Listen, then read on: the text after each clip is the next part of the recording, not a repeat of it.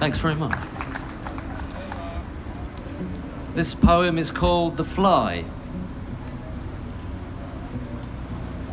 Little fly, thy summer's play my thoughtless hand has brushed away. Am not I a fly like thee, or art not thou a man like me? For I dance and drink and sing, till some blind hand shall brush my wing. If thought is life, and strength and breath, and the want of thought is death, then am I a happy fly, if I live or if I die.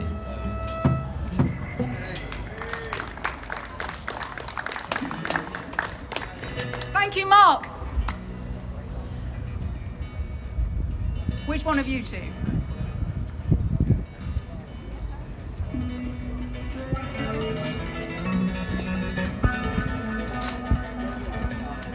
Please welcome again the gorgeous Mavis.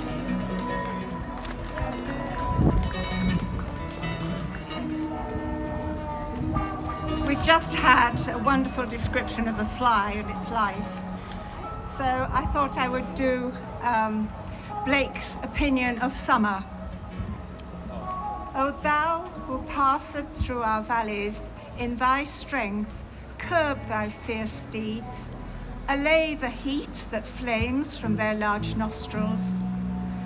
Thou, O summer, oft pitched here thy golden tent, and oft beneath our oaks hath slept, while we beheld with joy thy ruddy limbs and flourishing hair. Beneath our thickest shades we oft have heard thy voice, when noon upon his fervid car rode o'er the deep of heaven. Beside our springs sit down, and in our mossy valleys, on some bank beside a river clear, throw thy silk draperies off, and rush into the stream. Our valleys love the summer in his pride. Our bards are famed who strike the silver wire. Our youth are bolder than the southern swains, our maidens fairer in the sprightly dance. We lack not song, nor instruments of joy, nor echoes sweet, nor waters clear as heaven, nor laurel wreaths against the sultry heat.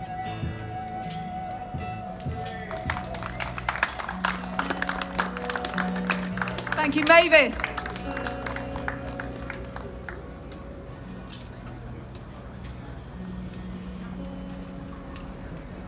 Welcome again, Roger.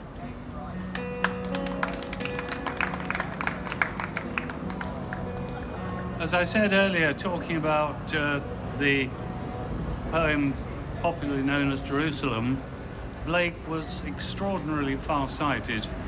I'm going to read two poems, both with the same title, Holy Thursday, because there's an amazing topicality in them. I'll start with the one from Poems of Innocence. But even in this poem of innocence, I detect a certain awareness by Blake of the relationship between the guardians of the innocent children and their strong establishment control. Holy Thursday. 'Twas on a holy Thursday, their innocent faces clean, the children walking two and two, in red and blue and green. Grey-headed beadles walked before, with wands as white as snow, till into the high dome of Paul's they go, like the Thames waters flow. Oh, what a multitude they seemed, these flowers of London town. Seated in companies, they sit with radiance all their own.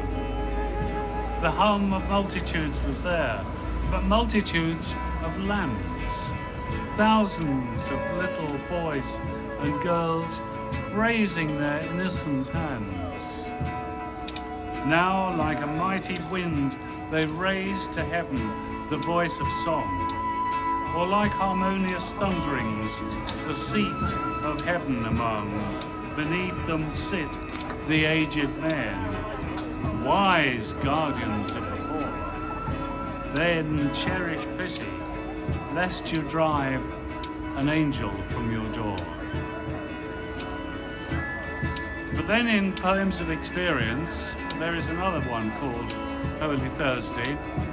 And I couldn't help feeling how Blake speaks to us from over 2 centuries when I heard yesterday a report that the system of childcare in the country today is absolutely ruinous, run by private companies who have no experience actually of childcare, but buy and sell them because they're assets, and the youngsters themselves suffer.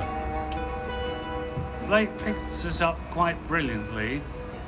I like his last optimistic stanza, though he hadn't, of course, had the privilege of hearing of what happens even when the sun shines and the rains rain in Africa. Holy Thursday.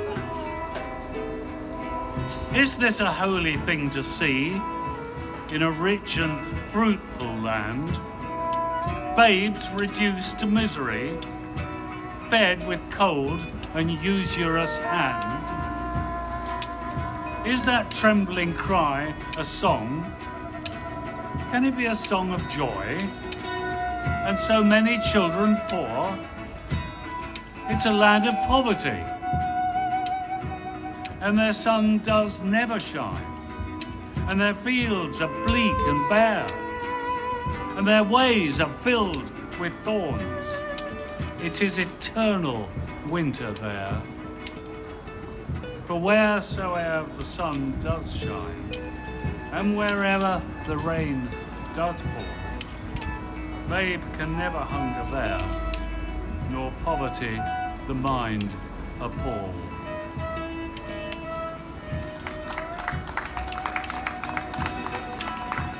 Roger!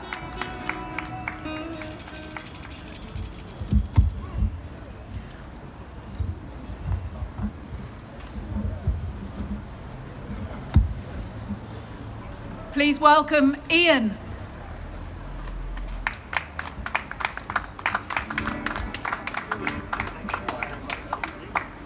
Well, I feel... That was me. Sorry. That's great. There we go. Well, on a visit to Glastonbury, I didn't expect to be standing in front of a microphone doing a reading, but I've heard some wonderful renditions this afternoon. I love the backing group here, fantastic. I'm going to read you a short poem, The Chimney Sweeper by William Blake. When my mother died, I was very young, and my father sold me while yet my tongue could scarcely cry, weep, weep, weep, weep. So your chimneys I sweep, and in soot I sleep. There's little Tom Dacre, who cried when his head, that curled like a lamb's back, was shaved. So I said, hush, Tom, never mind it, for when your head's bare, you know that the soot cannot spoil your white hair. And so he was quiet, and that very night, as Tom was a-sleeping, he had such a sight that thousands of sweepers, Dick, Joe, Ned, and Jack, were all of them locked up in coffins of black. And by came an angel who had a bright key, and he opened the coffins and set them all free. Then down a green plain, leaping, laughing, they run, and wash in a river and shine in the sun. Then and naked and white, all their bags left behind, they rise upon clouds and sport in the wind. And the angel told Tom if he'd be a good boy, he'd have God for his father and never want joy. And so Tom awoke, and we arose in the dark and got with our bags and our brushes to work. Though the morning was cold, Tom was happy and warm. So, if all do their duty, they need not fear harm.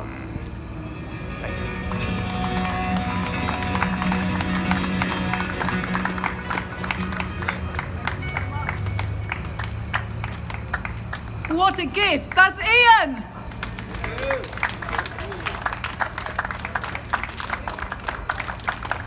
So, everyone, this is wonderful. I want to go on and on, but it's really, really hot. So we'll have a few more verses, a few more poems, and then perhaps we'll go and get some iced tea together. I would like to welcome Barry.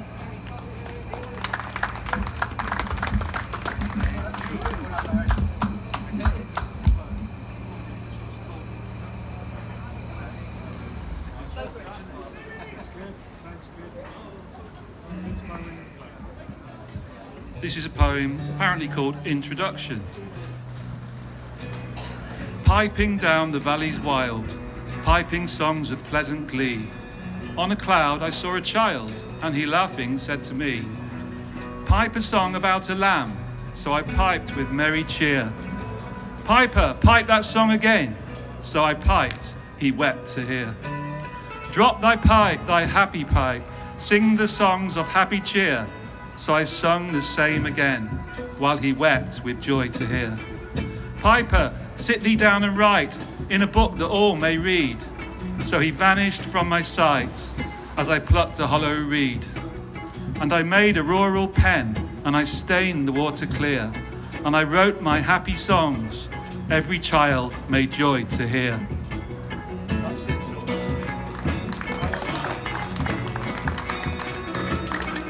Yes, Barry!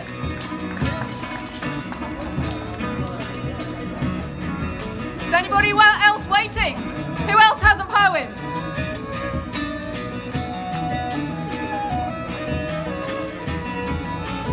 Guess it's me then.